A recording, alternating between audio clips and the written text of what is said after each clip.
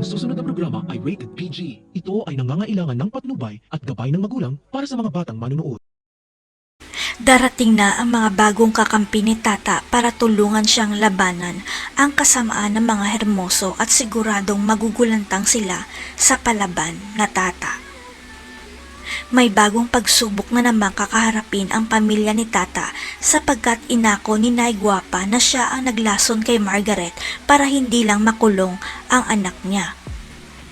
Pero kahit anong pagmamakaawa ni Tata sa mga palma na iatras ang kaso sa nanay niya, ayaw nilang maniwala dahil pati sila ay na-brainwash na rin ng pamilya Hermoso.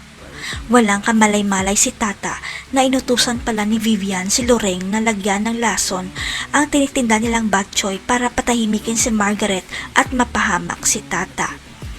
Hanggang sa magbabalik ang reyna ng mga palma na si Lola Sweet dahil sa nangyari kay Margaret at paimbestigahan niya ang totoong nangyari sa kanyang manugang. Pero sa pagpapaimbestiga ni Lola Sweet sa kaso ni Margaret, madidiskubre rin niya na si Tata palang nawawalang anak ni Sir Gov, ibig sabihin siya ang tunay niyang apo at tagapagmana.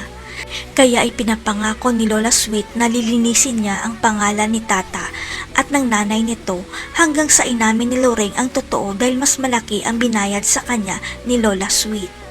Kaya hindi na nagpaligoy-ligoy pa si Lola Sweet at nilantad niya kay Sir Gov at Francis na inosente ang apo niyang si Tata dahil nahuli na niya ang tunay na salarin. Ilalantad kaya ni Loreng na sinuhulan lang siya ni Vivian para lasunin si Margaret.